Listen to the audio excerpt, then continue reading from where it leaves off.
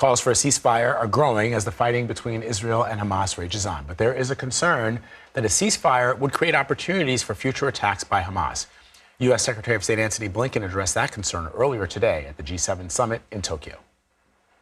We all agreed that humanitarian pauses would advance key objectives to protect Palestinian civilians, to increase the sustained flow of humanitarian assistance, to allow our citizens and foreign nationals to exit, and to facilitate the release of hostages. Those calling for an immediate ceasefire have an obligation to explain how to address the unacceptable result it would likely bring about.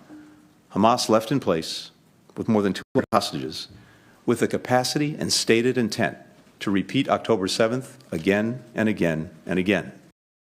For more analysis on this, I want to bring in Raphael Cohen. He's the director of the Strategy and Doctrine Program of RAND Project Air Force. Thanks so much for joining us, Mr. Cohen. Thank you for having me on.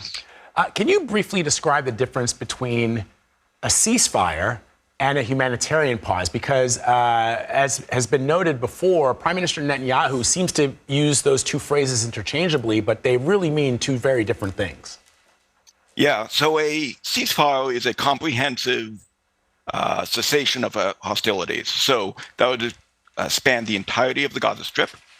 It would last for several days, presumably, of which there would be no fighting between the two sides. A humanitarian pause, by contrast, is usually something much smaller in its scope and objective. So you can imagine a cessation of hostilities in one part of the Gaza Strip for a defined shorter period of time. And that's really where the distinction lies. You know, when you hear about ceasefire lately, you hear a lot of people asking President Biden to ask Israel for a ceasefire. But a ceasefire doesn't exist unless both sides agree. Can you talk about the challenges when it comes to establishing a ceasefire between Israel and Hamas?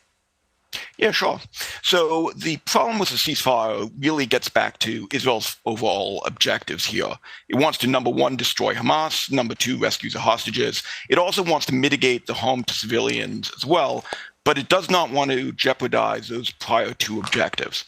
And so from Israel's standpoint, their concern with the ceasefire is that Hamas would use that time to regroup, rearm, potentially move hostages around, evacuate some of their senior leaders from areas where the IDF are closing in.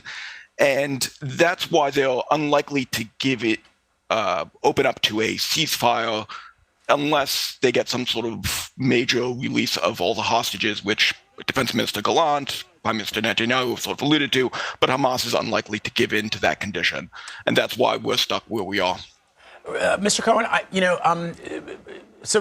you're absolutely correct that almost every military analyst has said that a ceasefire could give Hamas that opportunity to regroup and carry out future attacks. And we saw with devastating consequences what that could potentially mean for Israel. But I'm intrigued by this article in the New York Times this morning behind Hamas's bloody gambit to create a permanent state of war. In other words, they've spoken to, I guess, political leaders of Hamas in Qatar and other places who've suggested that this attack was done so that Israel could retaliate in the way that it is retaliating, that they don't care. Obviously, we've reported on this. Our correspondents have reported on this. Hamas doesn't care about the Palestinians at all. They see them as fodder for their larger objectives, which is to wipe Israel off the map.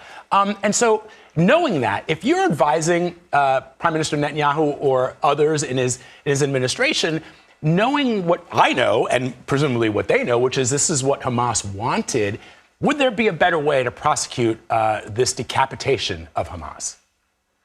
Yeah, so thankfully I'm an analyst at the RAND Corporation. We advise the Department of Defense, not the Israeli government. But that said, look, from the standpoint of sort of a military operations angle, what a military campaign like one that the Israelis are pursuing currently in Gaza can accomplish is removing Hamas from political power. That means not that it can destroy Hamas's ideology, not that it necessarily can destroy Hamas as an organization. As you alluded to, there are Hamas members that live outside of Gaza, including some of the senior leadership. But removing Hamas from the political leadership of Gaza does several key objectives for Israel. Number one, it will deny Hamas a base of operations to conduct attacks into Israel. Number two, it will deny Hamas the resources that it has managed to gain because it controls the Gaza Strip, both by taking aid from that goes into the Gaza Strip, by taxing the local population and the like, and then turning that into terror attacks against the Israelis.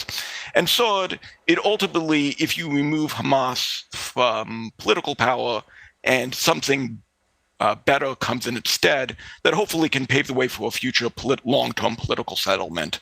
Now, the latter question is very much an open question right now, but that has to be the hope.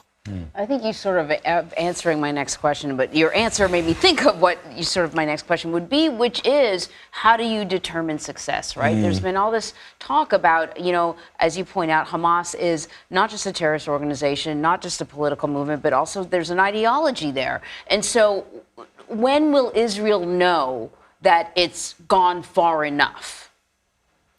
So I think from the point of view of this military operation, it's going to be when it removes Hamas from political power, so that the Israelis have been very clear that they want to kill or capture most of the Hamas senior leadership, and they want to deny Hamas a base of operations in Gaza. I think Israel's also key objective here is they want to recover the hostages. So there are 240 odd Israelis held currently by Hamas. That's another sort of key objective for this operation. Now, I think your question also alludes to sort of the broader strategic objectives here of can Israel and the Palestinians at large move to a better place other than these sort of continual wars that we've seen over the last 2 decades? That, I think, remains a little bit less defined, as some of your previous reporting alluded to. Really Raphael Cohen, thank you so much. Thank you, Mr. Cohen. Well, thank you so much for having me.